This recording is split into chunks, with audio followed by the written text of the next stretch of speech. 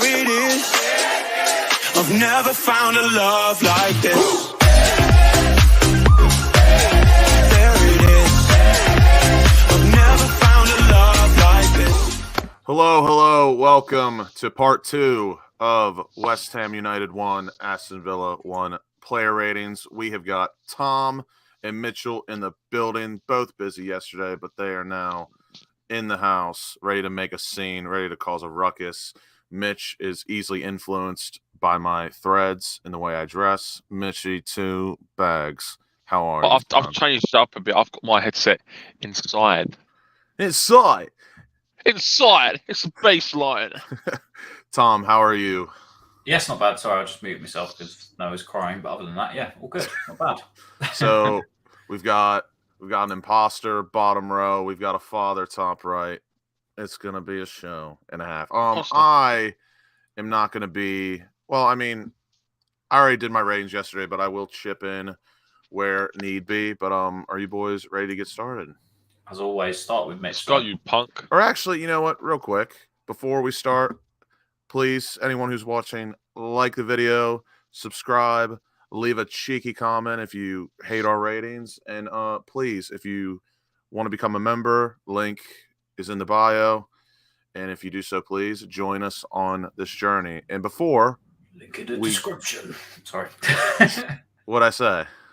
No, link in the bio, didn't you? Oh yeah, that's too Instagram for me. But before we start, how did you both find the match yesterday? Let's start with Tommy A. Yeah, I'll probably annoy a few people. Really boring. Didn't like it. I see some people saying that we were positive and we look better. But if that's better, then how shit have we been recently? Is what I'd say. Because for me, same old. Just so many chances, not taking them. Yeah, just not a performance that I've seen from us over the last couple of years. Just another crappy Moyes-esque performance, I guess. Before we move on to Mitch, the legend, Richie B, says, "How are we doing, gentlemen?"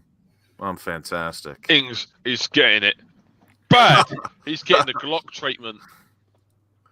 Charlie boy, hope you are well. Good to see you yesterday. Mitch, how'd you find the match? I agree with Tom completely. I don't think it was anywhere near as good as what people were saying. Alfie, I think, went over the top. We were better than Brighton, but I did look at us and go, well, we were good. Like, we created more chances. But Villa have got literally nothing to play for as well. We're at home, fighting for relegation. I should hope we're fucking fighting. And, yeah, we was a bit better. Still weren't good enough in my eyes. Like, we created chances, but they weren't good chances. And the passing was still very hot and cold. Yeah, and we couldn't finish anything at all. So now we can jump straight into it. All right, boys. We've got Alphonse Areola first. Let's start with Tom. Tom, give me your assessment. Areola, want to roll with the geezer. I think I gave him I can't even remember what I gave him. I think I might have given him a 7 for his stop on Watkins towards the latter part of the match. But please continue. Yeah, I don't think he was helped out, obviously, for the goal. I think obviously Watkins got the wrong side of Aguerd, so and we'll get on to Kerr in a minute. But maybe a 6.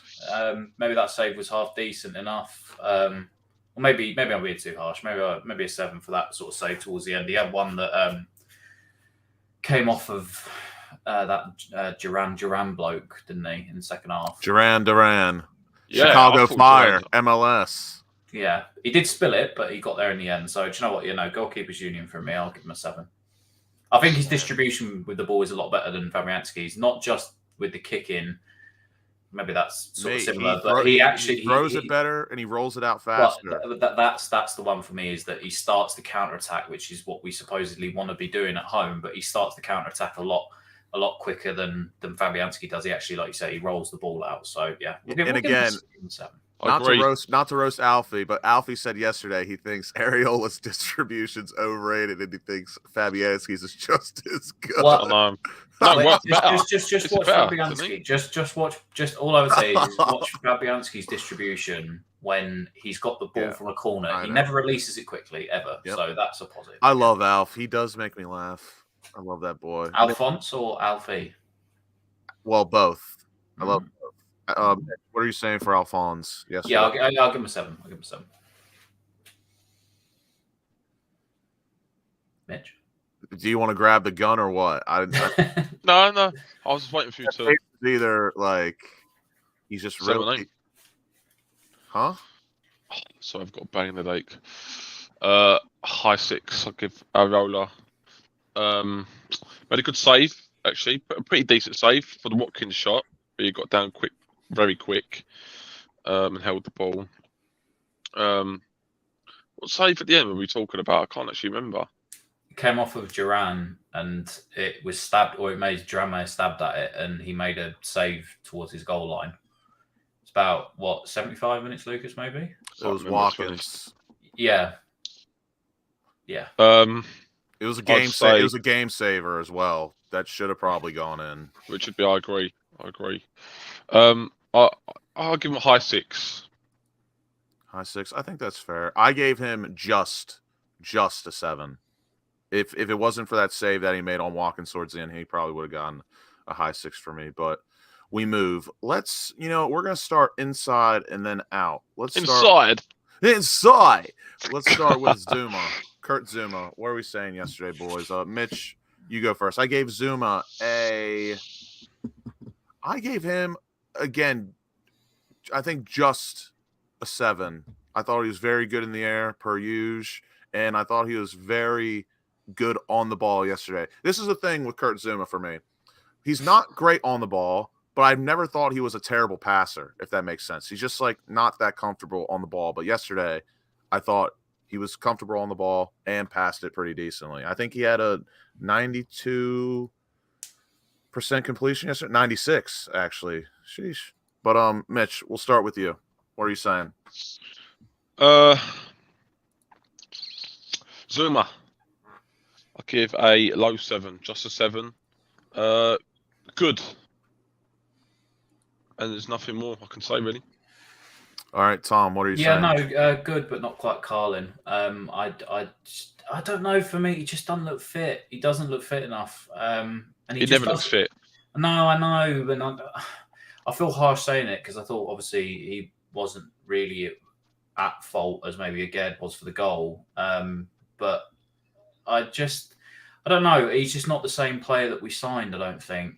I don't know if it's because he just is a step slower. Yes, his passing is good and his distribution from the back, and he does look composed at times and stuff. I don't know what it is. Maybe it just I'm trying to read too much into it, but I don't know. I thought that Zouma and Aguerd were going to be the partnership this year, and we've just not seen it as much as maybe we should have done because of injury. So I don't know. I don't think he's currently performing at his best. I'd give him a 6 as well as what Richard said in the chat. I wasn't blown away by him, and we didn't really concede. Well, we didn't keep a clean sheet either. So I'd give him a 6. I know that completely goes against what I said for Areola because I said a 7 and he also didn't keep a clean sheet. But as I said, goalkeepers union. But I don't know.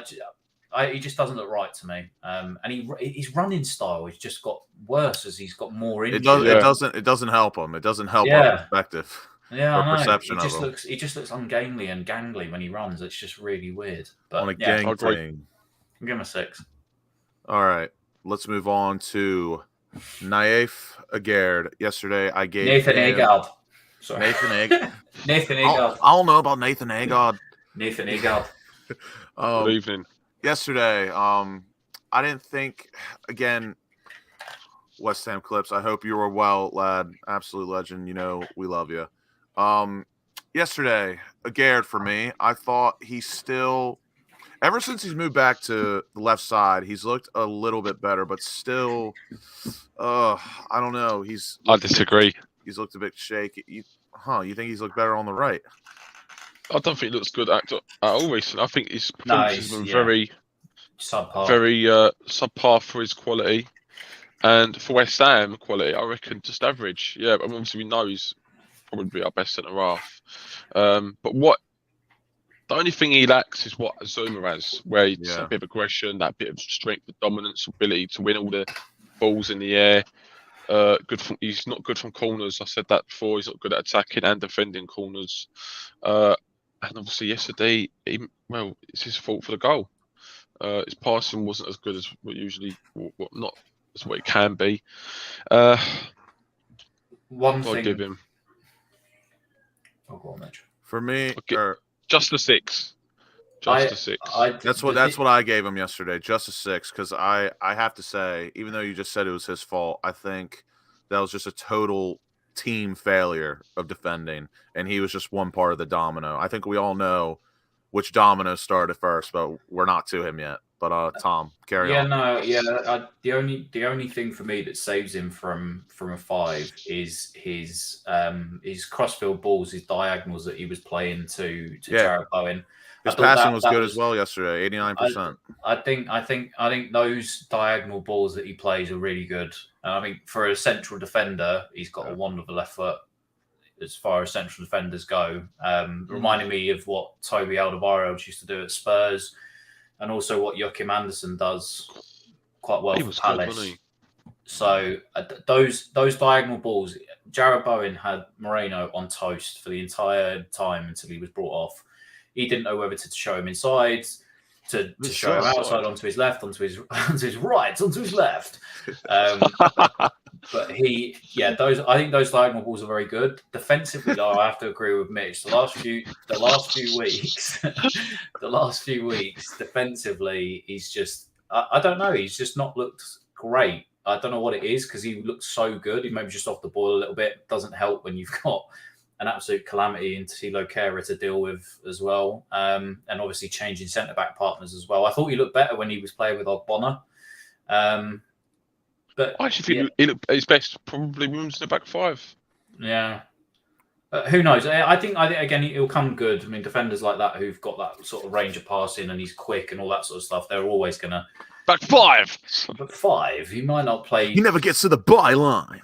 He may not play for us next year if we were to if we get relegated, he's going to go. But I think I give him a 6. But his passing to Jared Bowen is probably the only thing that would save him for me. So just a 6 from us all around, and I do agree with what you're saying about his massive diags that he was playing. While his long passing wasn't too great yesterday, it wasn't consistent. He did ping a few really good ones that ended up connecting. But now we move on to our fullbacks, starting with this man. Boys, I have to tell you, if in this squad, if there was 2 players I wish that we could just put together to make an average to decent player at right back, it'd be Ben Johnson and Tilo Kehrer. If I could take Tilo Kehrer's ability to go forward and pass the ball forward intelligently, and Ben Johnson's defending, we'd have a pretty decent right back on our head. Yeah, you'd have a shitter version of it. Ben Johnson can't defend, and Tilo Kehrer can't attack. No, I think Johnson can defend pretty well. Brighton. I mean, that's fair to say, but for me, one exception. Honestly, if I could get the money back from PSG, I would drive him back over there. And I feel really bad because I really liked him when he first came in pre-season. He looked quite good. You think he's going to come from good stock because he's played at PSG and he's in the German national team. But fuck me, he is just a car crash at times. Like sometimes he can look really good, but it depends, I guess, where you play him and what team you're playing him against. I can't come up in my mind, or I can't figure out if it's because he's too aggressive or his ball knowledge just actually isn't there. I would say clearly he's good enough if he's played in a German national team and he got sort of starts here and there. I think he's still the most capped German player under the new manager. Which is, and he's a utility player because he can play all across the back line. But what I would say is that he is literally a headless chicken. He's given away, 1 or 2 penalties this year by making rash decisions. Yesterday, there was a time when he stepped forward into space for literally no reason. He was the first domino in the goal we conceded. And teams, when he plays there, look to attack down his side. And I don't see an attacking output from him. I don't see the passing ability. Sometimes aerially he's attacking good. ability now. No, I just don't. I think he can pass the ball and link up pretty well. Yeah, I listen. At the end of the day, it's your opinion. I just don't see it. I look at him sometimes and think, how are you playing at such a high standard? I genuinely, it's. I know he's 25 or whatnot, but for someone that's as experienced internationally and at the clubs he's played at, and some of the defenders he's had to learn under, like Thiago Silva and David Luiz and Marquinhos and all them lot that were there, you'd have thought he'd have a bit more common sense, but he just doesn't. Athletically, yes, he's very good, as Richard says, but it's too many mistakes, and it's not just like it's once every sort of blue moon that he does it. It's sort of either every game or every other game he's just making a mistake, and it doesn't matter whether it's against lesser opposition or where he plays. He's just got a mistake in him, and in the season that we're having, we cannot afford to have players like that playing. But the problem is that the backup options or the first options are also as unreliable this season. So I give him a 4 yesterday. I just don't see it. I was really disappointed with him yesterday, and some of his decision making for me is not good. For me, before Mitch goes, I think Hassan makes a good point. One of our most technical defenders, to be fair. I think in possession he's very useful, but that's about it. I do agree with that. And before Mitch gives his rating, I gave Kerr, I gave him just a 5 yesterday, because the way I look at it, like him and Ben Johnson, or this is just how I do my rating. Like Ben Johnson, we all know he can't go forward, but he's a decent defender. And with Kerr, I think he's the complete opposite. I think out of all of our right backs, he actually gets forward and makes decisions going forward better than Soufal and Johnson. But his defending, in his situational awareness, defensive decision making is abysmal. So for me, I can't give him a 6 because he's good at going forward and shit at defending. You know what I mean? That just doesn't add up. Yeah. But I'm not going to discredit how I'm not going to say well, but he was decent going forward yesterday. He played a lovely ball over the top to someone. I can't remember when he went down the flank, but again, just a 5 for me, because going forward, I thought he was decent, but defending just absolutely abysmal. Before Mitch gives his rating, if you would say to me, if we somehow stayed up this summer and, going into that window, if Soufal's contract runs out, I wouldn't be renewing it. And if Ben Johnson wants to go and Kehrer wants to go, and you can probably add Cresswell, and I'd keep Emerson, but those are the positions that I'd be fulfilling straight away, because it's our biggest weakness is defense, is defending at the moment, and I don't understand how we went off such a deep end from how well Cresswell and Soufal played a couple of seasons ago when they had like 8-9 assists between them. A lot of our success came from our attacking fullbacks, and it could have just because they figured us out, which is true, and that's the problem I think with David Moyes is he's too stubborn to change his ways with it, and I think we have been found out, and teams look to attack our weakness, which is that. And a lot of times in recent weeks, teams have looked to overload our fullbacks and create 2-on-1 situations, because we're just not good enough defensively, and we're just not offensively as well attacking. Since Soufal got injured and went out, he had that couple of games where he start to look a bit like his old self in that first season with us. But I listen, if we got rid of all of our fullbacks in the summer, apart from Emerson, I would not give a shit. I really wouldn't. I think I'm about had it with all of them. Fullbacks and strikers we're always weak with. Mitch, what are you saying for Kerr yesterday? Kerr, bum clock. I'll give him a high 4. I think that's about fair. I think defensively, just an absolute mess. The only one of our defenders that looked shaky, and he didn't really have anyone to really mark, really. But he still struggled. He overcommitted all the time, and it was just poor.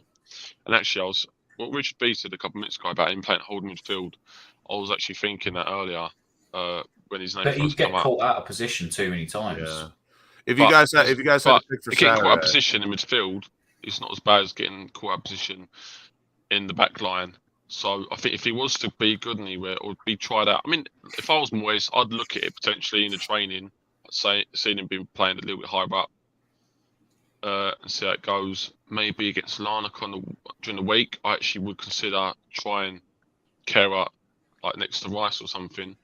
See how it goes. So with no Soufal, just quick Mm. question from Rich. Are we in the Johnson or Kera camp at right back? I'm still slightly Kera, if I'm being honest. I'm slightly Kera as well, because I'm putting the strap for someone else, Charlie boy. Can I just quickly say as well, because I have controls here as well. What Steve said, where he said we were so good at set pieces now, can't beat the first defender.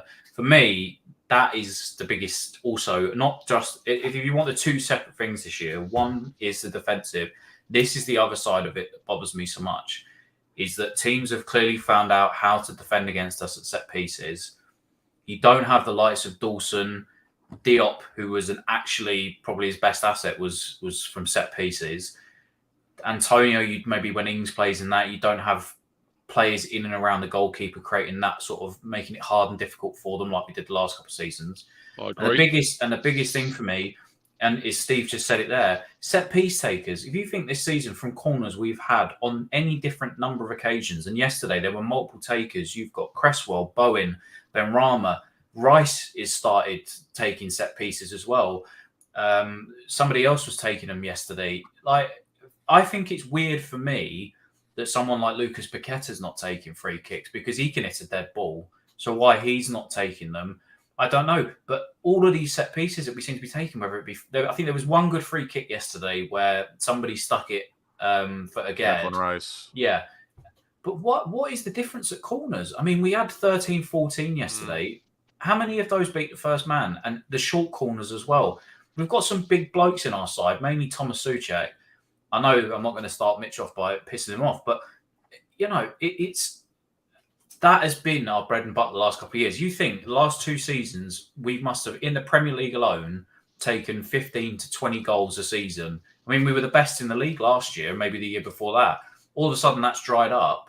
You know, and we're 15 to 20 goals short of the target that we currently have at the moment. So I don't know what it is in terms of if teams have worked us out or we just don't seem to know what we're doing anymore from set pieces.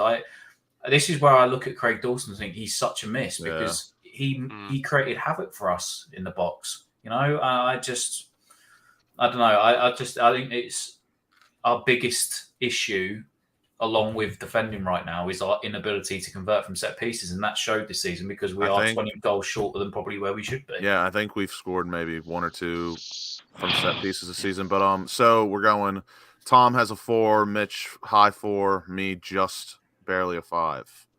Now we move on to the new, I might call him our new star boy. I like him because Emerson, what a gem. He has proved, I would probably say 95% of this support wrong. Not in the facet of like how he is as a player, but like, I don't know, like for me, Emerson, I thought he honestly just came to West Ham because of Lucas Paqueta. Like he needs a friend. It's one of his good mates. Like it just made sense. And he's a decent player. Like he's not world class by any means, but he's a decent player. For me, I gave Emerson a solid 7 yesterday. I thought defensively was very, very impressive. And his passing was good, but I would say it wasn't like as impactful as it could have been. Like he made the simple passes, done them well, but like nothing of real impact, if you get what I'm saying. So for me, I gave him a solid 7. Mitch. My ears. I'll give him just a 7. Good. I'd say possibly since the restart, he's been our best player. Yeah. I think he's been our most consistent. I really like him. I mean, I've cutted off Cresswell since the start of last season. I've just seen his problems. The fact that people have never mentioned that he's so just thinking about it pissing me off. But Cresswell was so slow, still is slow at passing the ball forward. He likes his fucking stupid he loved this stupid like hoof forward ball, which always just ruined our attacks, and he was slow. So when we did push up and he was trying to break teams down, Yeah. he was liable to getting counter-attacked massively. And that showed in the Frankfurt game, for example, last year. I mean, it But showed people about still 4 might- years ago when Traore knocked past him. Oh my God. Maybe 4 or 5 years ago now, when Traore knocked it past in like the 90th minute, and Cresswell tried to bring him down. Oh He just ran my past him and God. scored. Oh, Emerson, I'm proud of him, and long may he reign, because Cresswell, you scarce bastard, you can fuck off in the Bastard. summer. all right, Tom. What are you saying? I thought he would probably be better suited to playing 5 at the back. I think he was obviously really good abroad, and he was decent for Chelsea. He scored in the Champions League final, didn't he? Or played in the Champions League final for Chelsea. In a 5 back. So I'm shocked that, I guess, defensively he's more sound, I'd say, than Cresswell. He's stronger in the challenge. He's good. actually got, He's a lot better defensively than I thought. yeah. And I think that was the one thing for me, was that he couldn't defend, but he could attack. But it's, he's got a good engine on him. He's got a good attitude, as somebody said. Link up is beautiful. Yeah, just obviously his final ball, I think, is something that he could Makes work me on. wet. But I think, defensively, there was a couple of times yesterday where he was caught out with some 2-on-1s and stuff like that, especially when Traore came on in the second half. But overall, yeah, I've liked having him now. Cresswell, I was trying to protect him at the start of the season because I liked him, and I think has been a very good servant for us. But it just, again, he's another one that after he got injured in pre-season that time, I just don't really think, other than that one season where he had a load of assists, he's just not really been the same player. I mean, last season he was a calamity with the red cards that he got that cost us. So I think it's about time that somebody younger and hungrier and, stronger athletically came in, because, I think it's night and day for me between how Cresswell plays and how Emerson plays. And I'll give him a high 6. I won't give him a 7. Let it go, Tom. I think he was. The thing is, I know Epic says we should have sold him last summer. We'll get pittance for him anyway, But He got to Championship. He could go back to Ipswich. It's local still, fairly. Yeah. It's where he was before. I think as well. I I think the main thing for him is, and I think it's where the Premier League as a whole is going, is that he's just not as athletic as where the wingers now. They're big, they're strong, they're pacey. That's why Anthony Robinson, he's been like such a key piece for Fulham this season. It's because he just does not stop running up, down, up, down, up, down. Did you see the goal that he conceded yesterday, though? I did.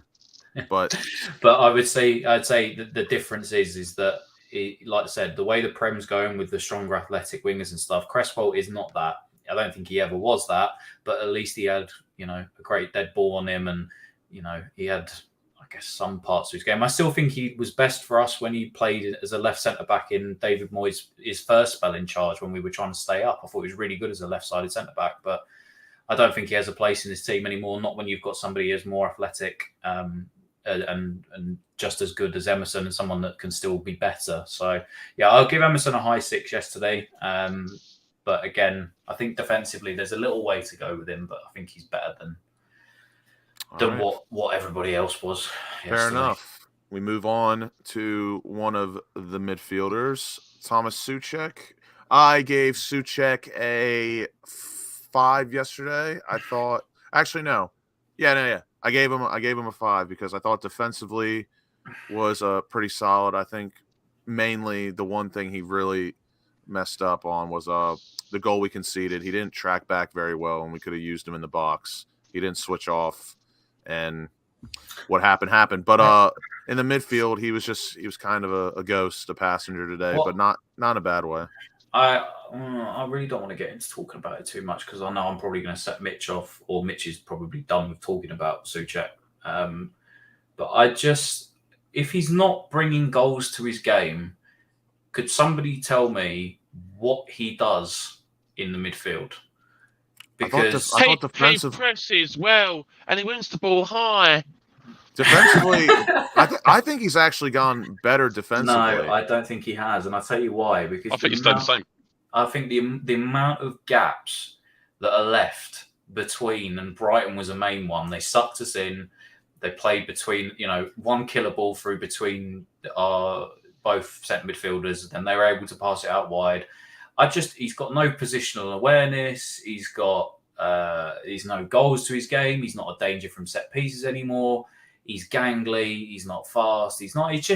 I'm so disappointed with how he's turned up, or turned out, should I say, since we sort of had him first time in charge. It's a position that needed upgrading in the summer. Just don't think at all that he plays well with Rice anymore. I think because Rice is obviously wanting to do some bigger things. I think he's just not a good partner at all in centre midfield. And like I said, if he's not scoring some goals from set pieces or getting them to the end of balls in the box and stuff like that, why the fuck is he playing? He should not be playing. So what are you rating him? I honestly, I'll give him a 4, and that's being kind. I think that's harsh. I just know, because I think his passing ability as well is shocking. Most weeks, he averages surely around the 70 to 80% mark. His passing was not good yesterday. Yeah, exactly, and that you can't have that for me when you, especially if we're playing counter-attacking football, things need to be precise and to the point. I can't see Thomas Soucek taking the ball out from the back like Rice does, like Paqueta does, maybe having to beat a man and then finding that through ball to the winger to set the attack. I don't see it. He is not. He's never played a through ball, and this fact was 4 months old. So, but I still, in those 4 months, don't think he still played a through ball. So, if my facts are correct, he's still not played a single through ball in the Premier League for West Ham United. I think that stat is a bit fluffed. I've seen it. Like I said, but even for his he runs to get his steps in and stuff like that. He's so slow to the ball, to doing anything. Teams yesterday, and I think it should alarm Moyes that most weeks or most games this season, other than maybe since he sort of dropped Paqueta back, but even then it's been difficult. We're getting outnumbered, outran in midfield just by quicker, stronger, better players. If there's one liability in that midfield, maybe you could argue Paqueta, but then maybe he should be playing the further forward role. Yeah. For me, I don't understand why you couldn't put Flynn Downs in, somebody whose pass accuracy is as good as Dex, if not one of the best in the team. He can turn, he can beat a man, he can find that through ball. And he's actually got a half decent turning circle, and he's not that, he's quite quick. I guess maybe there's an element of you're throwing him into the deep end a bit in the situation that we're currently in. But I can't see him being that worse than what Thomas Soucek produces for us week in, week out. I just can't. I'm sorry. I feel bad saying it because he really did help us in that relegation season, but we needed to move on from him, or at least relegate him to the bench and be an impact player a long time ago. It just needed to happen. Mitch, what are you saying? Where he's been good at pressing recently, I agree. But again, when we do press and he does win the ball back, he cannot win the ball and do something with it. He has to pass it sideways to a player. And by that time, the defenders have already got back a bit. So the point of pressing is that you turn. You win the ball back immediately, and you do something. Yeah, exactly, and you can turn, then playing possession slowly to a quick counter attack. Whereas when you get Soucek win the ball back, he has to pass it sideways quickly to a player that is capable of playing it forward. Yeah. And then by that time, the point of pressing is done. If it's Rice when he wins the ball back, you can see him and he can run forward with it. But when it's obviously Soucek, he's a cunt. Can I just say as well, really quickly, because I know I don't spend too long talking about him, but again, for the chat and for you boys in here as well, how many times has Soucek been in the right place at the right time, like he used to be, on the end of crosses, finding himself like Everton away when he was at the back stick to find that goal? I don't see positionally. He doesn't seem to pick up those positions that he did in the first season and a half that he was with us. I said, if he's not adding goals to the team like he was before, then why does he play? Because he cannot control the midfield with Rice. He cannot pass. He cannot turn. He cannot run quickly enough to get back into the position. There's so many glaring issues with it that the fact that Moyes is willing to stick with it is quite concerning to me. But then again, we should probably been concerned months ago with how things are going at the moment. I think now we're in an era where I actually think good wingers are harder to come by, consistent wingers in the world. But I think in terms of box to box and defensive midfielders, yeah, tell me where there's a place. Tell me where there is a place for a player like Thomas Soucek in a more modern day midfield too. But I could go to almost every team in the top leagues in Europe, and they've all got at least one really good midfielder, and there's loads out there. So there's no excuse why in summer we can't go out and get one. That's decent, So, and it's not hard to get one that's better than Soucek. what's your rating? I'll give Soucek a 5. Give him a 5. It's laughable that the geezer was linked with Bayern Munich after that first good season he had with us. And Juventus, and I was saying, fucking take the geezer. That's another thing for me. Last point, Lucas. The same thing with Cresswell. It's the same thing in midfield. Most teams in the Prem, most teams around world football and stuff like that. There aren't many places for players as gangly and as slow and as lethargic and stuff as there are Thomas Soucek.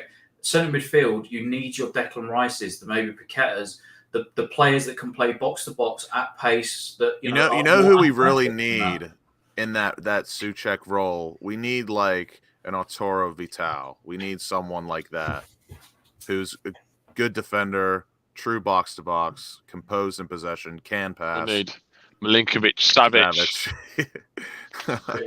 We need I'm sure he'd love coming to us to play against Plymouth away next year. And for me, just a 5, Tom a 4, and Mitch just a 5. Before we move on to our next player, please, if you haven't already, like the video, leave us a comment. I'll take Emerson. Maybe in the chat as well. Subscribe, and if you want to become a member, the link is in the description. Thank you, everyone, for your support. There's no heart either. I need to stop because I will just keep going. But Dan Kravis was saying about Jordan Henderson. I'd love that because at least I'd get a bit of fight from him. If you asked Thomas Soucek what day of the week it was, he'd just go, Henderson is the Aaron Cresswell of central midfielders. But we move on. Next player we got. Sound like Stephen Hawkins then. Oh, we got Declan Rice. Boys. I can't lie to you. He was about as bang average Didier yesterday. drug dealer. Sorry, I've just seen that name. What a name. All right. Bang average. Lost the ball a few times. I know. Mitch literally took me right off my path. Very un-Declan Rice performance yesterday. And if your captain cannot galvanise the troops in a game that is a must-win and needs 3-pointer, it's worrying. Lost the ball far too many times yesterday for my liking. And even if that was only 2 or 3 times or twice, that's more than I'm used to with Declan Rice. It almost seemed like he was playing a different midfield at times. Like Rice was the deeper lying one and Soucek and Paqueta. It was like a 4-1-4-1. Just didn't like him yesterday. His attitude was a bit shit as well with the thing with Buendia. Even though I make him right, I'll give him a 5. I think compared to what we usually see from him, I just think it was way below where you need your captain and best player to be playing at the moment. Yesterday, I gave him just by the scrape of his teeth a 6 because if I actually thought on his set pieces yesterday, his corners and his one set piece, I actually thought he was pretty decent yesterday. But besides that, he was a bit of a passenger for me yesterday. I can't lie to you. I think him running in circles. I don't know about running in circles, but he just wasn't very.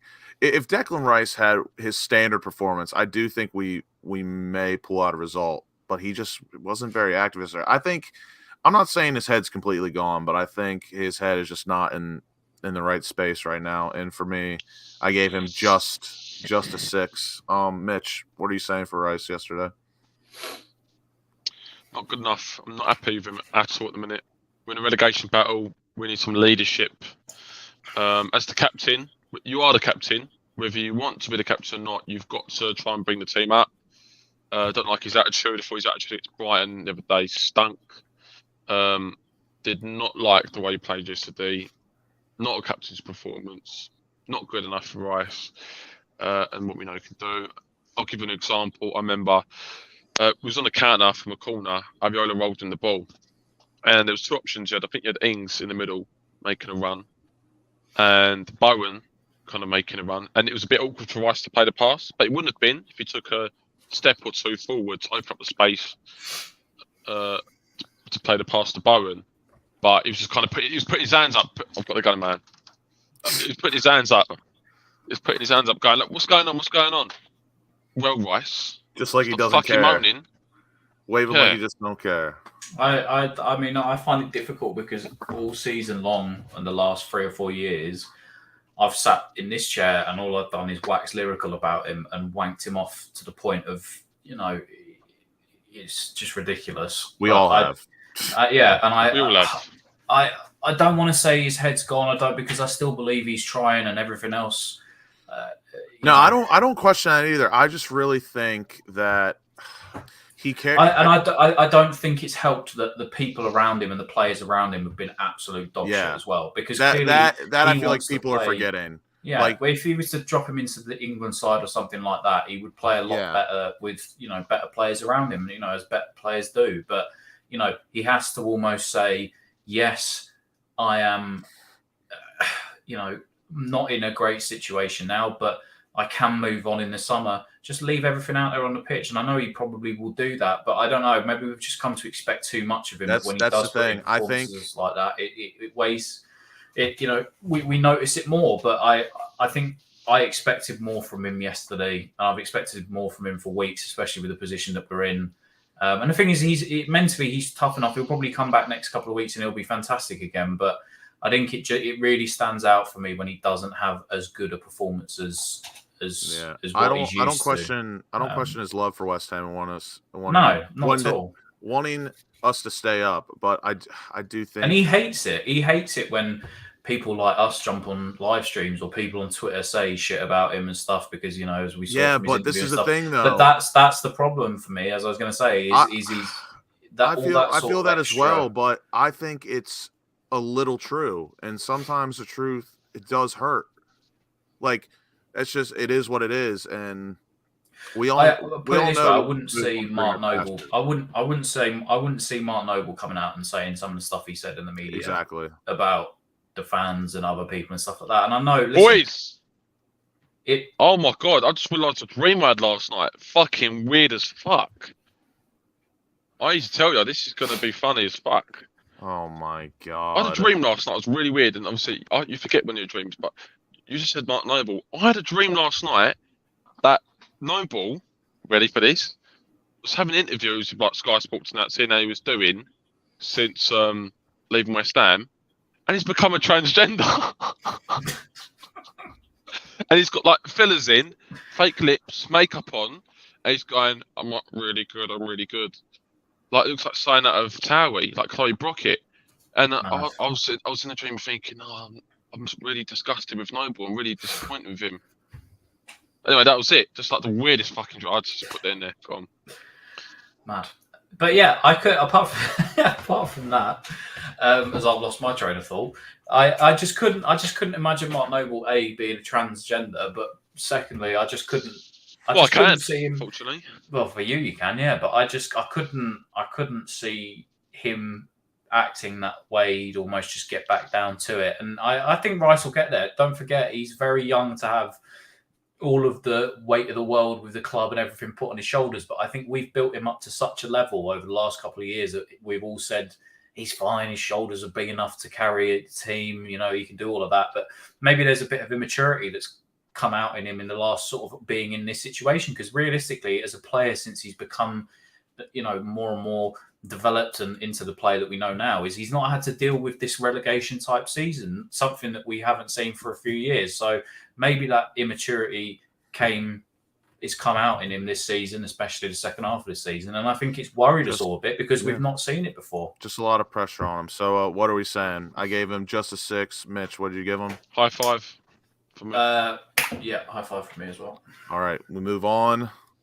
to Lucas Paqueta. We'll keep the tradition going. Lucas to Lucas, even with no fever here. I gave Lucas Paqueta, I gave him a strong 6 yesterday because he done a few good bits, and I thought his passing yesterday actually wasn't too bad. We just did not have the players on the pitch to get on the ends of those passes. Jesus. Mark Nobles. I like it. Very good. But some people were saying he was our best player on the pitch yesterday. I couldn't agree more, or I disagree more. Christ. But yeah, I thought he had a solid day. I think if we had a different striker up front, say Antonio or Cornet, I think a lot of his passes would have come off and he would have looked brilliant. But and he worked hard. Strong 6 for me. Mitch, what are you saying for Paqueta? Thinking about some of the things he'd done, what about the heights? They've done That a bit more lovely than what I think I side-footed realised. touch he took out of the air and played to Benrahma, I think, in our third. This was like in the first half, I think, at some point. That was absolutely lovely. But go on, sorry. I'll give him a standard 6 for me. I thought his passing at times was really poor, to be honest. But he did create some things. He won the penalty. Yeah, that as well. Won the penalty. Soft as anything. It was soft, very soft. You could see me, if you want to watch it back in the background, third row, 1-3-0, going nuts, because I didn't think it was a penalty. But watching it back, it was a penalty. Penrith! Yeah, standard 6 for me. Tom, what are you saying? Didn't like his attitude yesterday. I think no matter how much David Moyes is pissing you off, I don't think going down a tunnel is going to win you any favours. He came back though, didn't he? Yeah, but who had to go into the changing room to say, get your fucking ass back out on the bench? I think that's the worrying thing.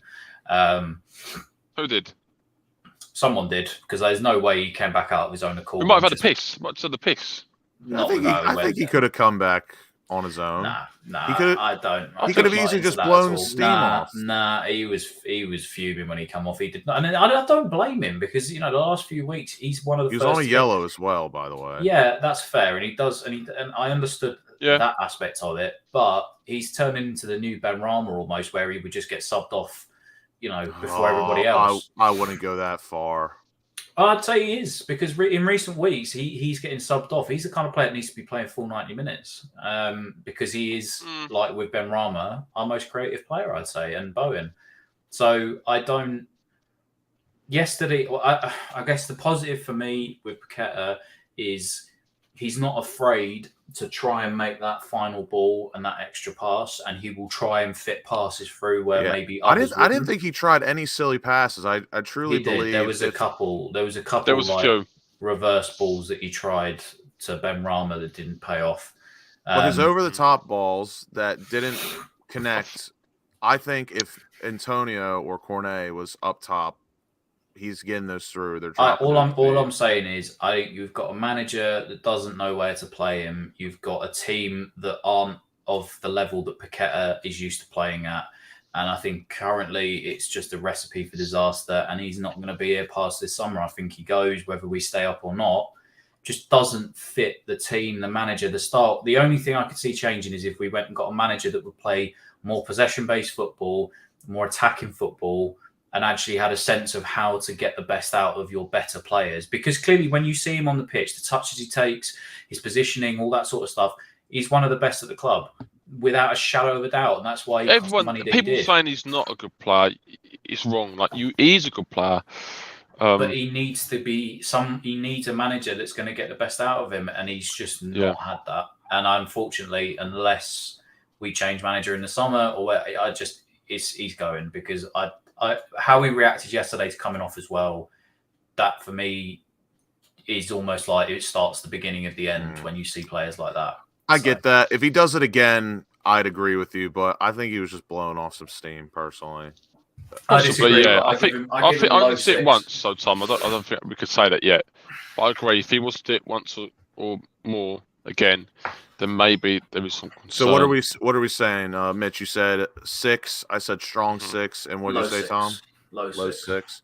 All right, we move on to, and don't forget, we do give our man of the matches here on these ratings. So we're gonna move on. Let's go to Mr. Jared Bowen. For me yesterday, I thought Jared Bowen. It was between 2 players that were man of the match for me, and Bowen was definitely one of them. And for me, I think Bowen yesterday was the most consistent player on the pitch. And I just thought he was brilliant. I thought it was the first time in a long time he really didn't make one mistake. He played all the right passes, put in some good crosses, beat his man a ton. He didn't put good crosses in. Yeah, he did. He did all the hard work. The one to Benrahma that he missed wide. That was an absolute fair beat. enough. That's one. But I would say he did all of the hard work yesterday. He got round his fullback. He got to the byline. He didn't just get around him. He toasted him about 8 times. Fantastic. Well done. I'm so proud of you. But except when it came to the final ball, just wasn't there. It just listen. I thought he was him and Benrahma. I thought were brilliant. But both of them yesterday, their final balls, I just thought they were crap.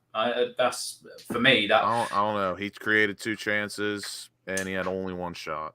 Yeah. But again, I think decision making at the end of it all, and that is a team playing without confidence, is just there was no end product. But yeah, I'd give him a 7 purely based on the fact for someone when wingers terrorise fullbacks like that ball he gave to Fornals should have been put in the back of the net. If you see wingers terrorising fullbacks like that, you expect to at least see them on the score sheet, maybe 1 or 2 times. Assist. Tom, that's a great point. That's a great point from Tommy Boy there. And he terrorised Moreno yesterday. So the fact that he didn't come away with an assist or a goal yesterday is mental to me because he did. And teams know to show him inside or on the outside to his right foot. He managed to get into his left foot a couple of times and still didn't get shots away and stuff. Like I said, he did everything right except for that final piece. And I think that's just what we are, if anything, summed up this season is the final bit of our attacking phase of play. Yeah, I gave Bowen a 7, and Tom, you said 7? Yep, a 7, but just end product. That is the most depressing 7 I think I've ever heard in my life. Being realistic. Mitch, go on. Depressing, but realistic. No, because it's Bowen recently. His end product's been disgusting for me. Like it's been so poor. And what are we saying is the end product? Scoring, assists, shooting, final pass. If you're cut back to a man. And the thing is that's not him per se as well. But that's also relying on other players to be in the right positions as well and to pick up attacking positions. They also didn't do to that, and we'll get onto that, I guess, in a second. But for me, it's decision making in the final third that plays a massive part into it, whether it be shooting, whether it be passing, everything. Because at times he had all the time in the world to make that final pass or have a shot or do something, and it just wasn't there. All right, Mitch, what are you saying? He's my man of the match, to be fair. But again, it's not good enough for what we know Bowen can do. It's not good enough. You can't terrorise. Again, that's what Tom said. Tommy's bang on the money. Like we're on the same wavelength tonight. I think. I think Bowen again doing all the hard work is great, and he's looking better than we did at the start of the season, where his build-up play and him in transition was poor. But you've got to have both. You can't beat your man and then not do anything. We've cunted off. Literally, everyone's cunted off Adama Traore for years for beating his man, but putting no good balls in the box. But now everyone wants to suck off Bowen when he's beating his man, but not putting good balls in the box. It's only because Bowen's proven it, and now he's but that's why I was going to ask you, Lucas, and anybody that may or may not disagree, whatever. Last season, if Jared Bowen had got in them positions, he was terrorising fullbacks and he was producing at the end of it. if, for instance, the difference between a world-class winger and stuff, if Salah, let's just say, for instance, ruined his fullback on his day, he comes away with maybe a hat-trick. If Hazard, when he would do it, would come away with assists and goals and stuff like that. And I know these are top-class wingers, but last season, he was that. Well, not world-class, but he was in, a space that not many footballers would probably be in, getting so many goals, assists and stuff. But that end product, when he's terrorising players, should be there, and it's not been there this season for whatever reason. I think yesterday proved it, that if this was, rewind back a year, I think he would have come out of that game with 2 goals. There's just some games I look at him and think you've got all the confidence in the world, but other games I just think it's lacking. And yesterday he had the confidence to go around his man, but after that, it just lacked in any final decision making or creativity or finishing. I'd have to disagree. I think he could have easily had 2 assists yesterday. His cross to Benrahma, that was not a good miss. And then his cutback to Fornals. All Fornals had to do was take a touch, and he probably could have scored. But we move on. It's fine. Our next man. But you see the top players, Salah. If he had the player on toast, he would put it on a plate. All right. For them forwards. I think we can agree he's not Salah. So we're gonna move on to he terrorized. But no. I'll tell you who he reminds me of. No, we're moving on. We have to move on to Benrahma. No, we don't. I can quickly say this. No. Don't dare mute my mic again. Last year, this season's player that was Jared Bowen last year is Miguel Almiron. 110%. Miguel Almiron is playing like Jared Bowen did last year. And that is somebody that has gone from being absolutely shocking and shit to finishing and making good decisions at the end of it. That was Bowen last year, and they have almost switched places a little bit. So we're not asking you to be a world-class winger, but all of a sudden, people like Almiron are making the right decision at the end of the attack or something like that. Whereas maybe before last season, he wasn't doing it, and that's all it is for me. You don't have to be world-class to just terrorise defenders and come away with goals and assists now and again. Here endeth the lesson. Are we done now? Yes. Well, Tom, well fucking said, my boy. Or do we want to continue talking about Jared Bowen for another 10 minutes? No, let's go on to Benrahma. Okay. Side Benrahma. Yesterday, my ratings, I gave him my man of the match. I gave him a strong 7. And there was... I can't remember if there was heated debate or not, but I did say yesterday... The only thing with Benrahma, in my opinion, is the mistakes he makes are like very glaring.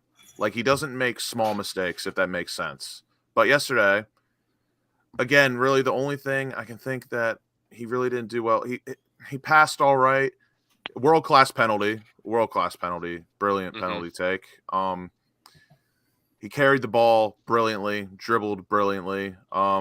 Fantastic penalty goal shot. Great cross to Kurt Zouma, who has to put that on target. The same way Jared Bowen put in a cross for him, and he has to get that on target. But overall, first half, I thought he was okay. Brilliant world-class penalty to draw us up. And then second half, I really thought he turned it up another level.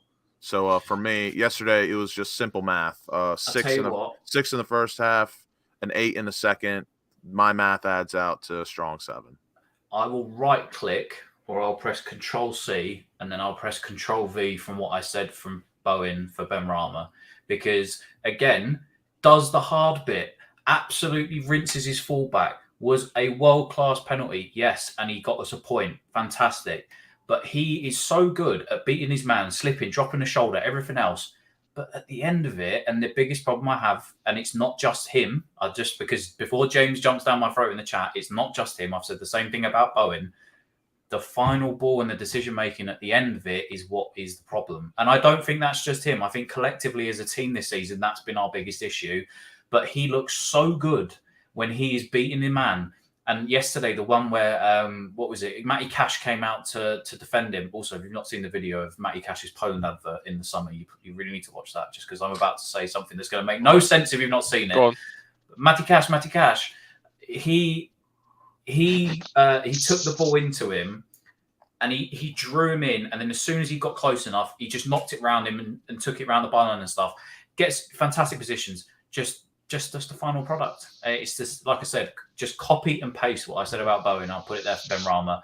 The one thing Benrahma did do is he absolutely twatted off Emi Martinez. I was panicking at first because I thought if any twat is going to save the penalty, it's going to be this one. But he absolutely just blew the net apart. So great finish, but I just think again end product this year. So I give him a 7. I give him a high 7. I thought he was better than Bowen yesterday. So are you saying he's your man of the match? Yes, he was. Mitch, what are we saying? Benrahma. By the way, I'd get Cornet in as soon as possible. I'd start Cornet in Europa game. If he has a very good game, I'd drop either Benrahma or Bowen because, again, recently, yes, Bowen's been better in transition, but again, no end product. And what is the fucking point of having 2 wingers that are decent at beating their man and carrying the ball and link up play if they cannot put good balls in the box or shoot? And surprise, surprise, we've been struggling to score goals as well. That is the problem. Surprise. Sorry. Yeah. That's right. So I come with good news, lads. Presenting the outstanding contributions to London Football Award winner, Mark Noble. Boy. Fantastic. Now do your fucking job. yeah, you prick. You trans. Jesus. Continue, man. Could you imagine if it was an epiphany and like this time next year, it just comes out and goes, I want to become a transgender. And he walks out on like the West Ham pitch, like feeling proud, and like he's just got massive tits. He's just like that, just comparing to everyone. Benrahma, good penalty. Looked up play fairly well. Beat his man. Was decent at beating his man. Not quite as good. What do you mean favour? What do you mean? Wasn't quite as good at beating his man as Bowen was, which is where I think, for me, Bowen just about gets man of the match for me, but he's tight. But again, the shots, he had so many opportunities and he's got to score one of them. You can't be a Premier League winger and not taking at least one of them chances. Mute. Oh no, you said it was tight and I went like Mark Noble's pussy next year, but I was on mute. Oh. Missed it. You muted it. Did Lucas mute it? No, I think I muted myself. Sorry. Oh. So what's the rating, man? What are we saying? I said, man. And what was it? Solid 7. Christ above. He did say solid 7. Man of the hour coming up. Mr. Daniel Ings. Oh, you think you're hard, huh? You don't know how to use that thing. How can stop talking about you punk ass bitch. Stop talking about guns. How that man? Yeah, because Mitch is a weapon. Right, stop it. Right, how one man the week before can get him into such good positions, attacking sense. I sat here and I said, "Oh, he's so good because when you've got a striker like Ings who can put himself in the right place at the right time." Yesterday just did none of that. He had was it 10 touches, 9 touches, something like that? Yeah, he's a pressing forward and he did well in that aspect. Yeah, he did well in that aspect. But at least show for the ball or something, or I'm just really disappointed yesterday.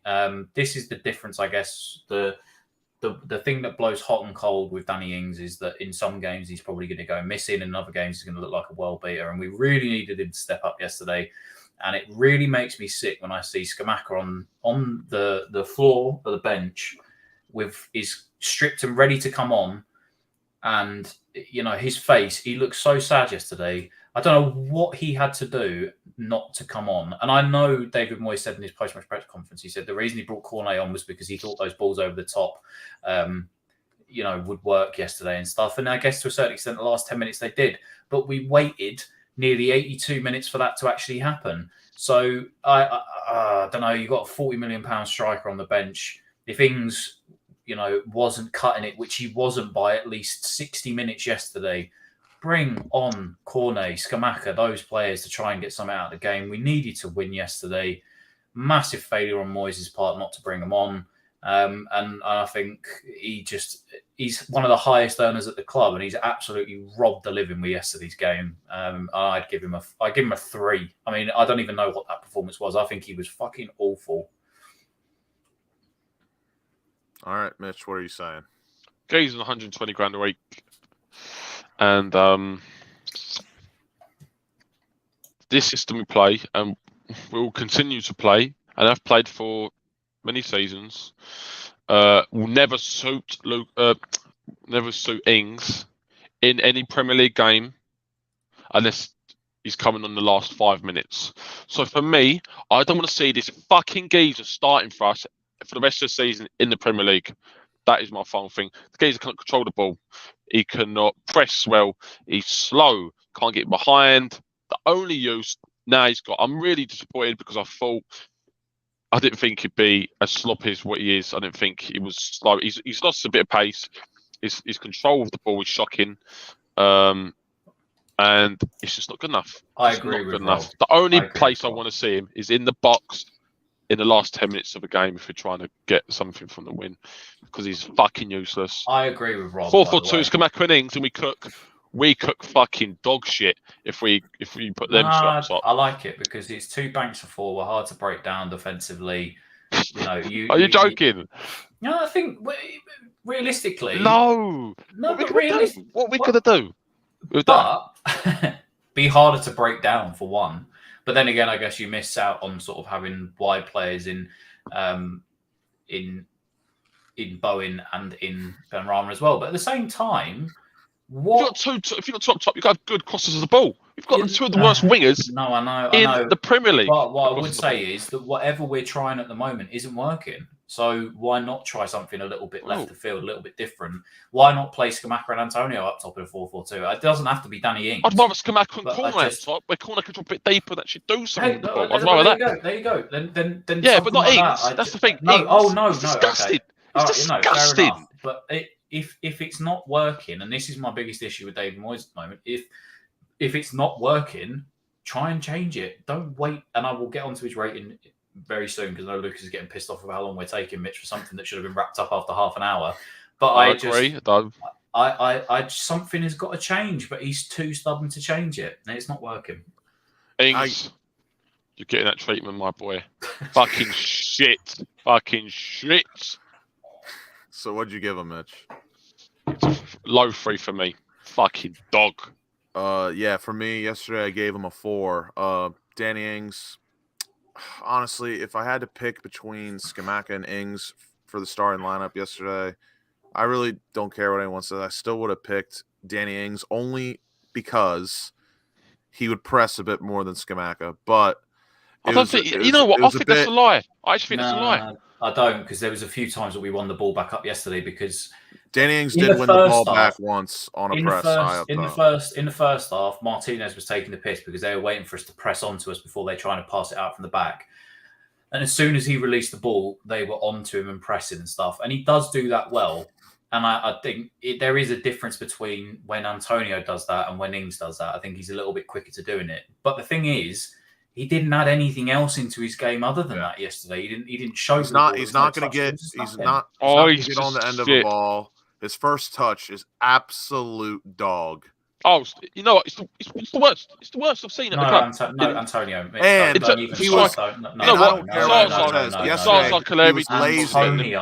he was lazy yesterday. He got caught offside 3 times when he shouldn't have at all. Antonio's first touch is worse than Danny Ings's. No way. No. Yes, it is. He's got a 50p foot. Never mind a 50p head. I disagree. You know what? In terms of control, I'd say Antonio's better. First touch, I'd say maybe Ings is better. No. I'd say Ings is better. But control, if when Ings has got the ball at his feet, he don't know what to do with it. Where at least Antonio can move it. No.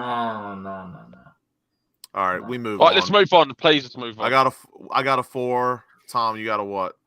A 3? 3. Mitch, 3. Move on to the subs. Pablo Fornals, first sub. I'll go first. I gave Fornals a 4 because there was he had 2 chances where this is a man who does have a great first touch, and there's 2 chances yesterday he had where I was expecting him to make a brilliant touch, and he just fluffed both of them pretty badly. And he was just about average / uninspiring everywhere else in his cameo. God bless him. I do love the lad. So 4 for me. Mitch, what are you saying for Fornals' cameo? Fornals is the opposite of a super sub. Yeah. Completely agree. Uninspiring as anything.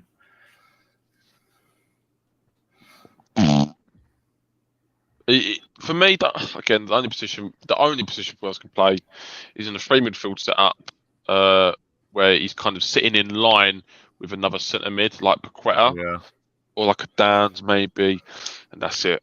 He played well in midweek with Lanzini as well. I'd say that. He was alright. I've always thought Fornals is a bit overrated personally. He's got good work, well, whatever. I don't want to talk about Fornals, to be honest.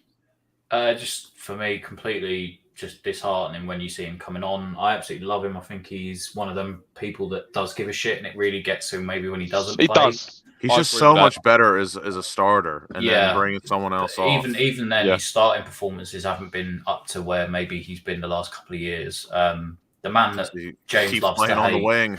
The man that James loves to hate. But I would, if you see him coming on when we're, at 1-1 and we need to change the game, he's not that type of player. It's not good enough. I think yesterday I would have rather at least seen maybe Lanzini or someone than Fornals. Definitely Scamacca. I think Cornet was the first sub to make if I was Moyes. Yeah, even at 50%, he's still got to be having a better attacking output than what Fornals did yesterday. So what you saying? I give him a 4.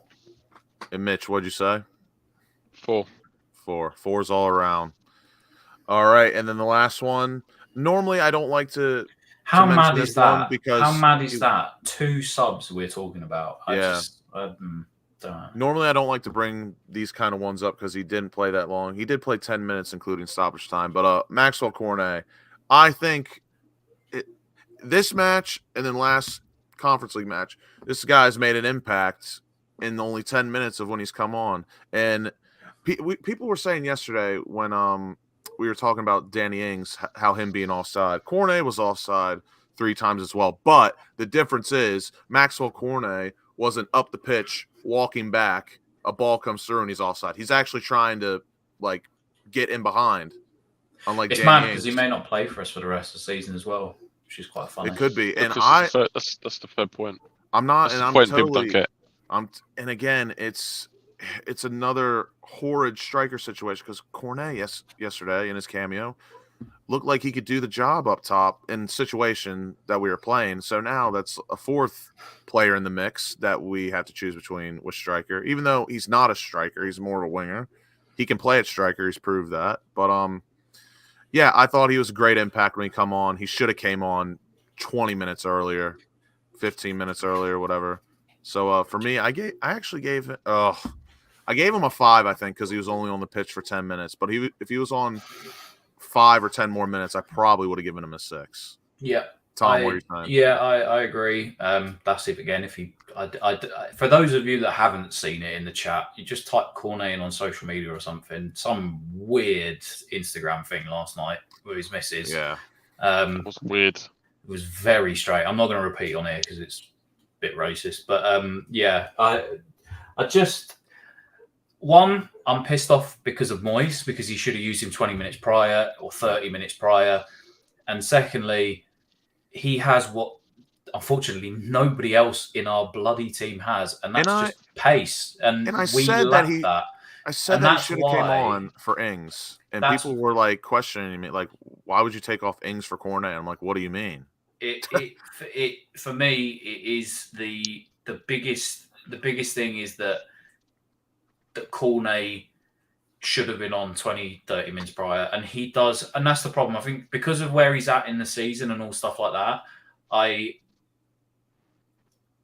I'm not sure whether starting him is a good thing because we do need impact players off the bench, and I think he could be that. But at least give him more than 10 minutes to get into a game like that. Yeah. It's shocking that he only got 10 minutes.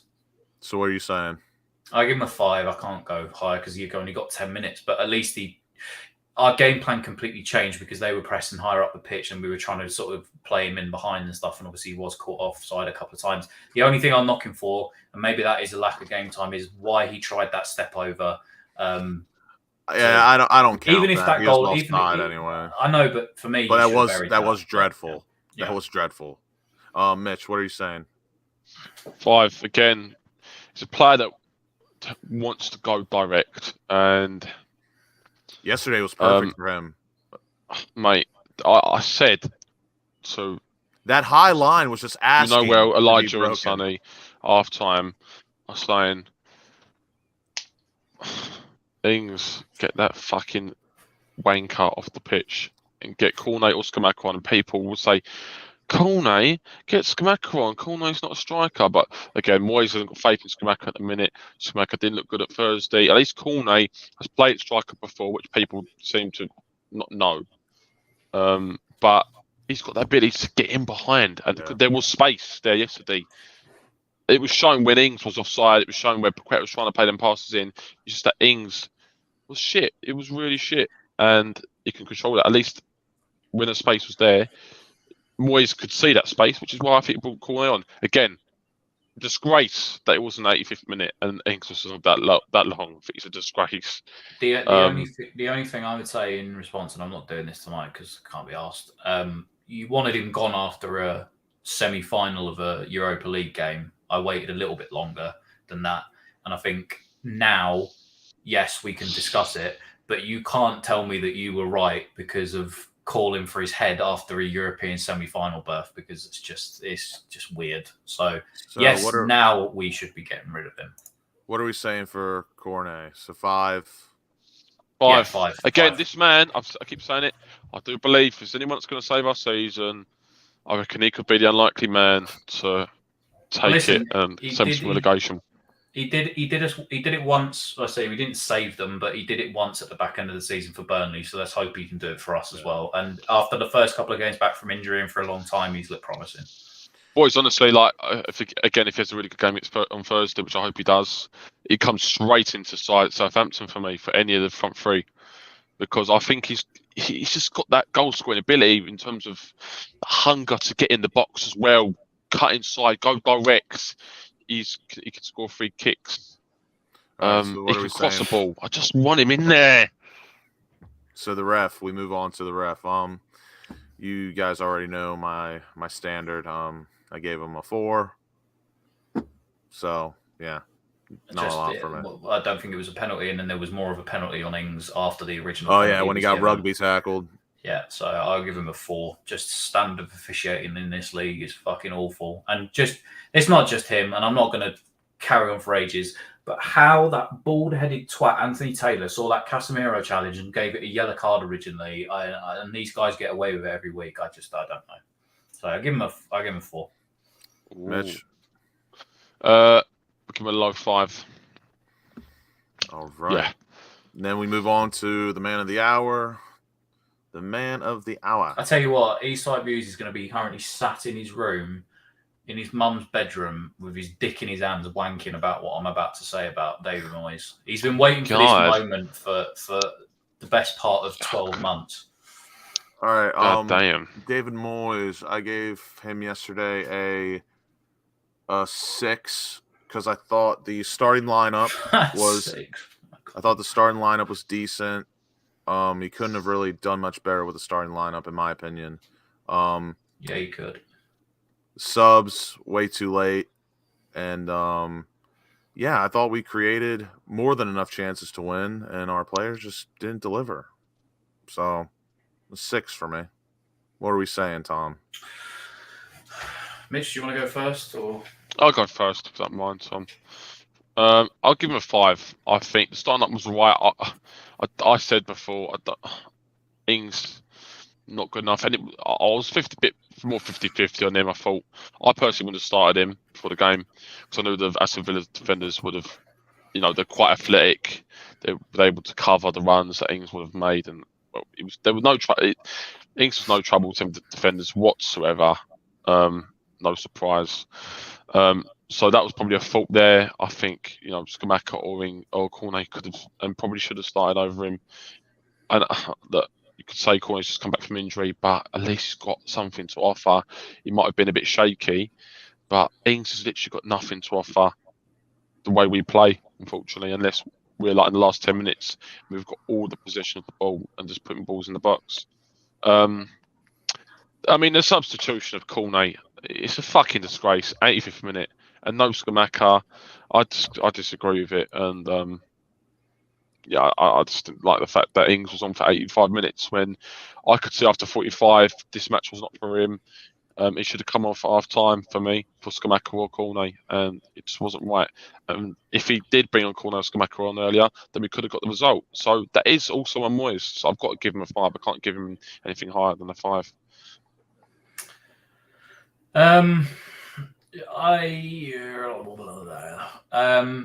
So yeah, as people know, no, I'll be as quick as I can and be as concise as possible. But 12 months ago, me and Eastside Views were going back and forth and all that stuff for ages about how he should have been sacked and everything. I said, let's wait until at least the Christmas break with the World Cup. If things don't change sort of after that, then yes, let's get rid of him. I said the other day on the stream, I would have sacked him after the first couple of games after the World Cup because nothing had changed. I also think that, he's just lost the plot. Tactically, he doesn't know what his best team is. He doesn't know whether to set up in a back 5, a back 4, who plays where, if one man is further forward, if that's Soucek, Paqueta. He doesn't know his best striker, his best wingers. He's got players that don't want to play for him. He's got players at the club that aren't good enough. He's got players that he's got loyalties to that keep starting games that should be nowhere near Premier League first 11 at the moment.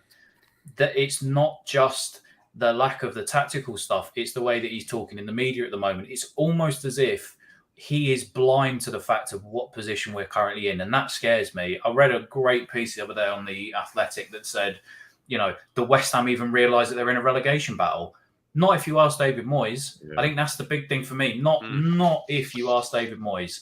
And I think the main thing is he is so negligent and so just stuck in his ways that he is not making the right decisions at the right time. The best thing he could have done is he would have left himself maybe afterwards, because we've got into a position now where we have left it too late to find a decent manager to keep us up and replace David Moyes. And unfortunately, it starts, yes, I know the players are a massive part of that, and if they're not performing and stuff, it doesn't help that they're not up to the levels that we've sort of used to having them there.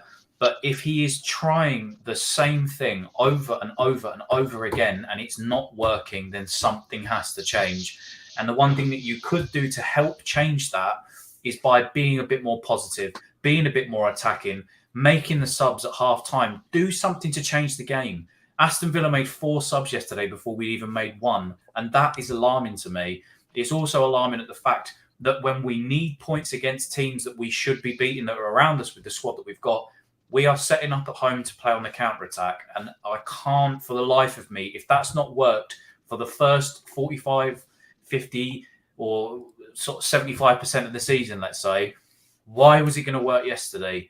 Just, do you know what? If you went out and you died on your sword and you said, at least we have come away from that game having tried to attack, make it difficult for them, put them under pressure early, get the crowd behind, all that sort of stuff, I'd have said, if we'd have come out of that game and we'd have drew 1-1 and we'd have lost 2-1, I would have been all right with it. Well, I wouldn't have been all right with it, but I would have felt much better that he'd actually done something to change it. He hasn't done that. Yesterday, even from home here, sat here, and Mitch will probably tell us, I don't know, the quietest I have ever heard at London Stadium. Not one song did I hardly hear for 90 minutes. It's a toxic, horrible place to be in right now. Yeah. And if, unfortunately, we have left it more than 2-3 months past when he should have been sacked. And unfortunately, as I said the other day, is that, he has done the old Batman, which is you either die here or you live long enough to see yourself become a villain. And he is literally, that's it now.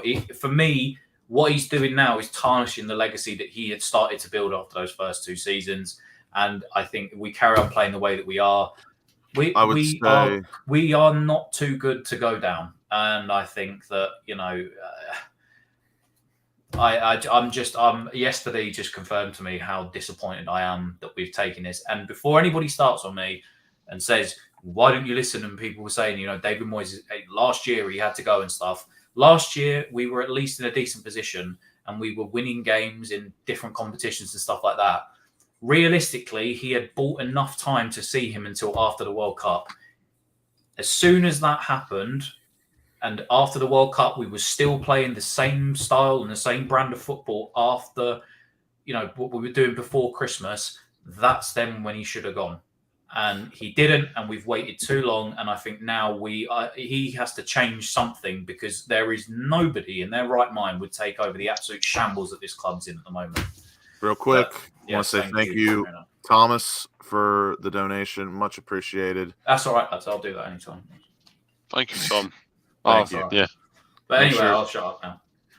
What I was gonna say was, I think a lot of people have said correct things about David Moyes, and I do totally agree that he does seem to be tarnishing his legacy a bit. And if people don't agree on that, he's at bare minimum. He keeps just adding unnecessary pressure on himself when some of the things that he can fix are pretty easy, I would say, or pretty basic. But yeah, he's added so much pressure on himself that my rating was 2, by the way.